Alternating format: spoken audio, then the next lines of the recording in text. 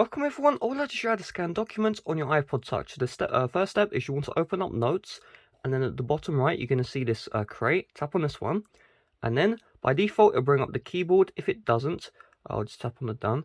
Just tap into the empty space and then it'll bring up the keyboard. Because you want to see this camera icon, and you're going to tap into this one.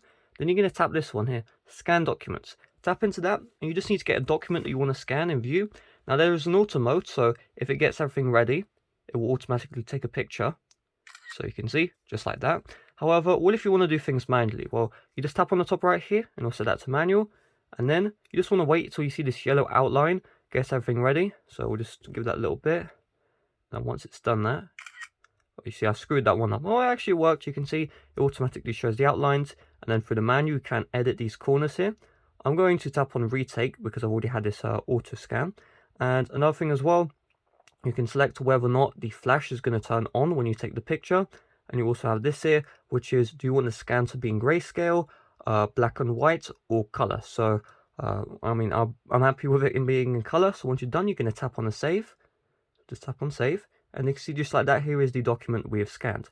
So if we tap into it, you can see it like so. And if you tap on the share here, so we'll just tap on share.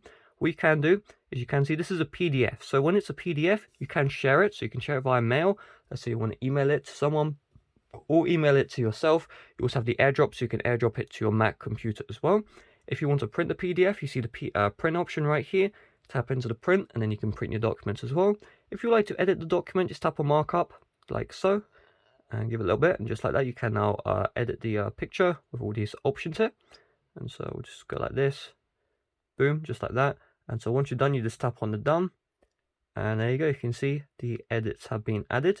If you want to remove the edits, just go back into markup, and of course get the eraser out, and then just remove all that stuff, and then tap on done like so.